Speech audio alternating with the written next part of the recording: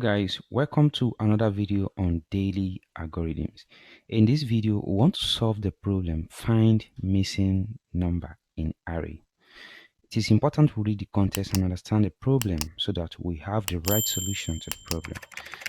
So it says we are given an array of contiguous number that should increment sequentially by 1, which just means that we expect a sequence like this, which is 1, 2, 3, 4, 5, 6, 7. So it should only increase by 1. This is basically telling us that the next number should be greater than 1 to the previous number. Okay, so this means 1 plus the current number will be equal to the next number. However, we notice that there are some missing numbers in the sequence. So you can see we have some missing numbers here. We have 1, 2, 3 is missing, we have 4, 5, 6 is missing, then we have 7.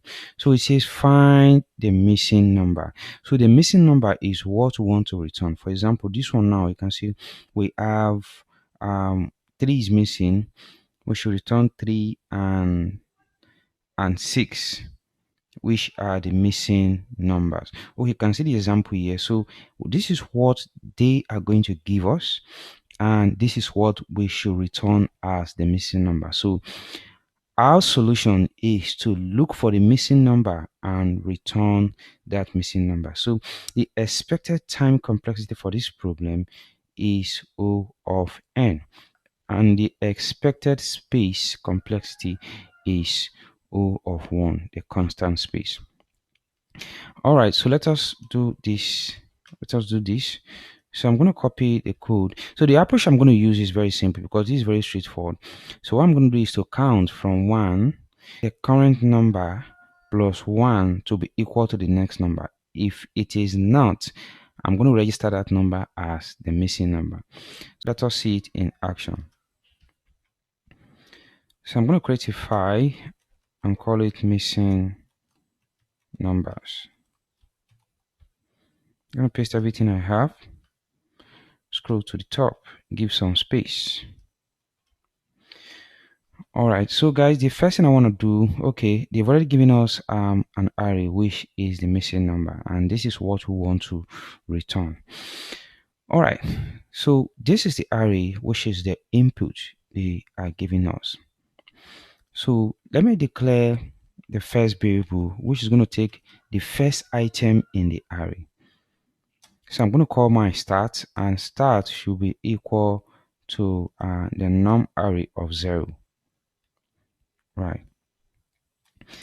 I also need a counter. This counter will be equal to 0. And I also want to take the end of the array. So I'm going to take the end of the array, which is going to be the length of the array, num array.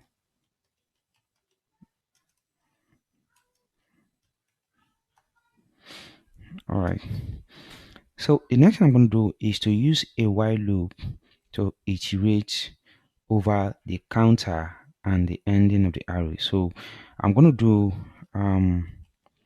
while my counter is less than the end. Okay, notice I did not do equal to. If I want to do equal to, that is when I'll do -1 here, but I'm not doing equal to. Okay, so while my I is less than the n, okay, I want to get the value of I in the given array. So the value is going to be the num array of I. So this is the current value. Okay, so I'm going to compare if this value, okay, is equal to the start. It means this number is not a missing number. It shows it's correct. Okay, so I'm going to do I'm going to increment the value of start. So start is equals to start plus 1. This can also be start plus equals to 1. Then I also want to increment the value of I. I is equals to I plus 1. Okay. So otherwise,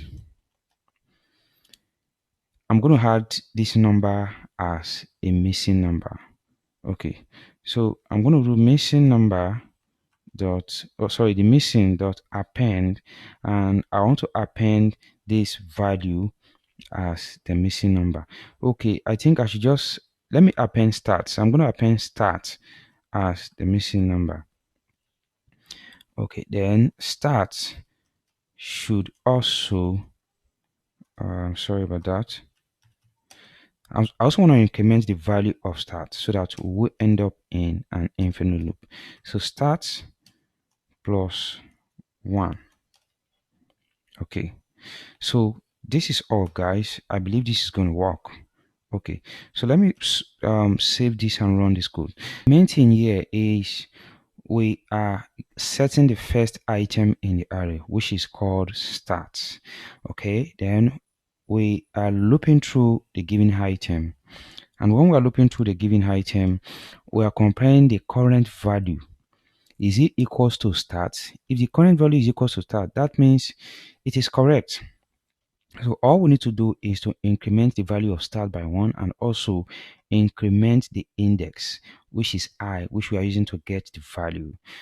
Then if it is not, it shows that that number is a missing number. So we need to register that number as a missing number. That is all.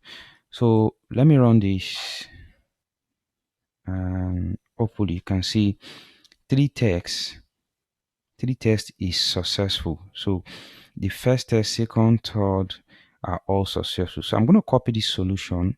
I'm going to copy this part and go to the platform. So I'm going to paste my solution here. And I'm going to run this code. Excellent. So guys, what is the time and space complexity of this? So because we are looping through every number, so this is the time complexity is O of n. O of n time. And for the space complexity, this will not be in use. But in another case, there might be a missing number that we are going to add a lot of value into this missing number. So we need to pick the worst case scenario. So the worst case scenario, it is O of n time. O of n space rather. All right, so guys, thank you very much for watching, guys. I'm gonna see you in another video.